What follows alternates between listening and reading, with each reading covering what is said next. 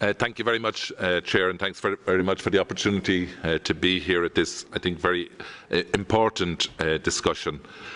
I just want to say three things, and the first thing is that if you look at the presentations that were made to us, you discover something which is very obvious but very important, which is that well-regulated labour markets with good collective bargaining systems and chances for worker democracy are better at creating more equal societies.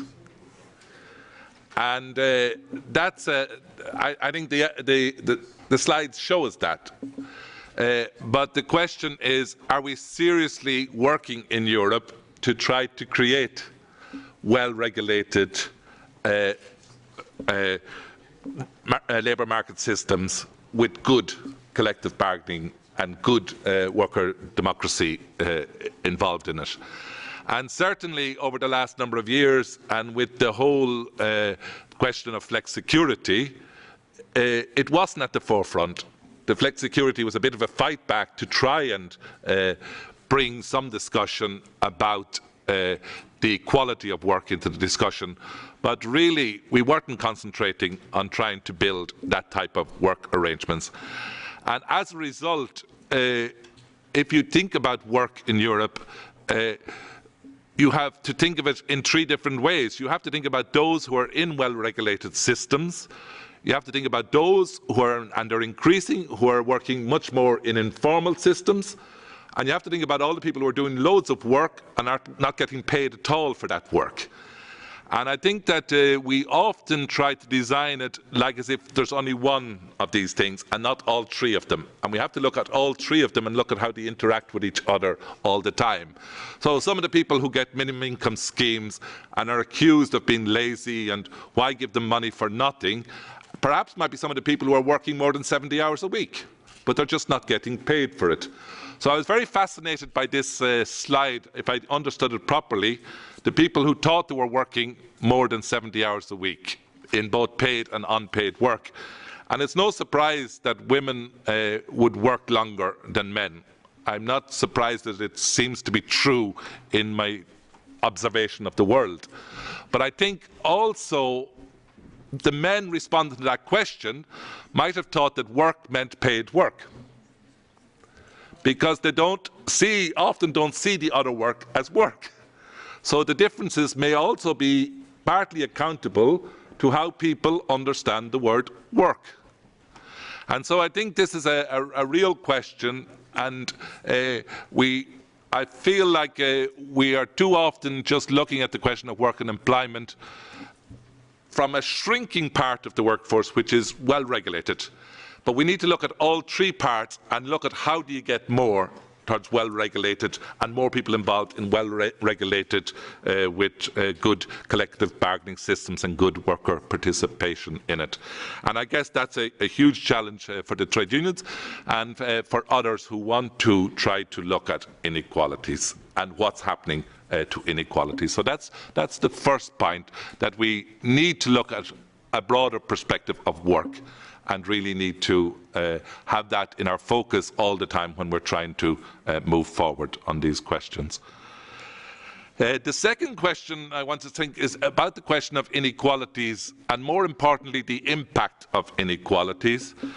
And I think it has helped to shift the narrative, like what Philip Pochette said at the beginning of the discussion, that we needed a shift away from it's okay as long as we're able to provide some safety nets for people. It doesn't matter how wealthy other people get, it doesn't matter how big the inequalities get, so long as we're able to keep some safety nets.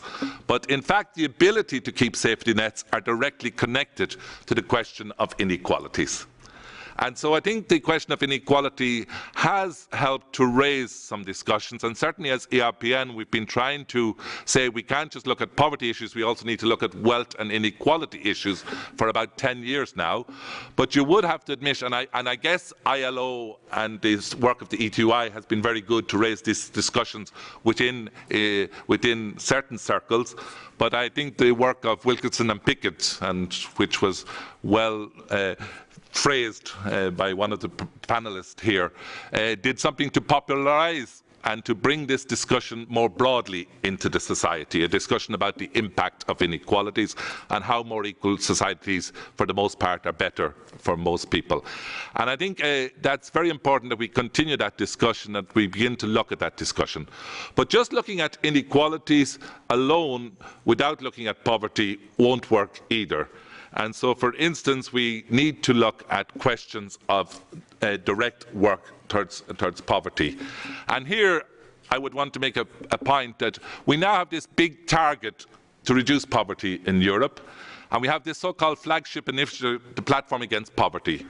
But it's in danger of becoming a laugh or an embarrassment, because there's so little content to that platform against poverty, and it really needs the European Parliament to begin to ask, what is that platform against poverty? What's it really going to do? One thing we've been trying to push is a framework directive on the minimum income schemes.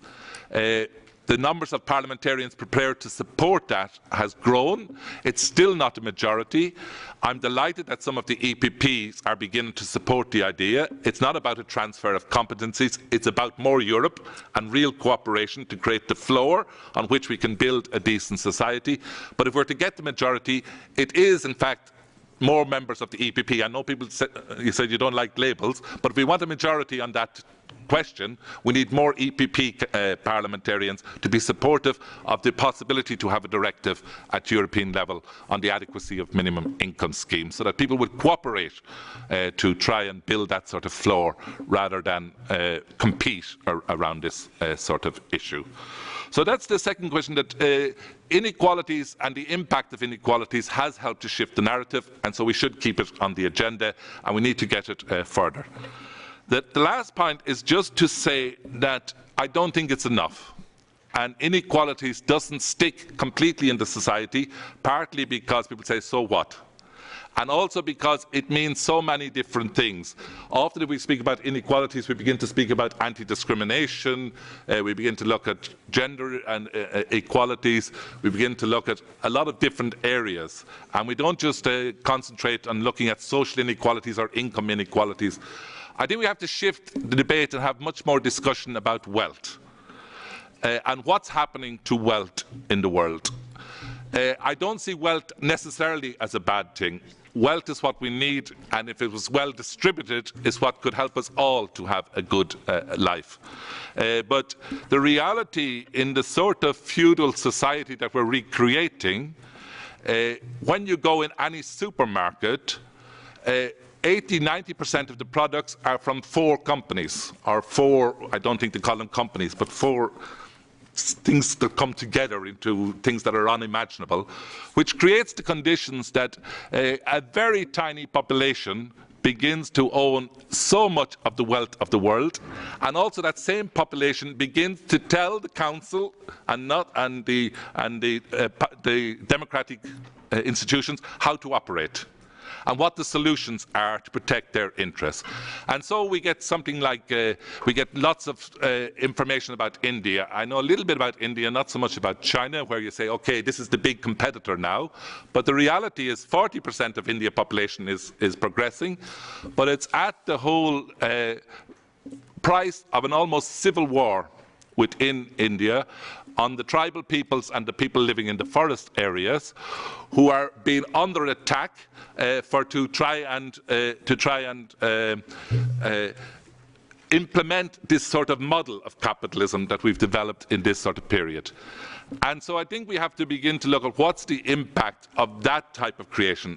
In the crisis, we came to a very interesting phrase of too big to fail in relation to banks. And I think there has been some work done to try and reorganize banking systems into a more logical and coherent and a more accountable sort of system. A long way to go. Financial transaction tax will help in these sorts of instances. But we also have to look at big capitalist systems and the way we're working in these big systems. Are they too big to fail? Are they already failing most of the population? And so I think that's a question we begin to look at when we begin to look at questions of wealth and tax and redistribution. So we need to go beyond inequality and look at these questions as well. Thank you.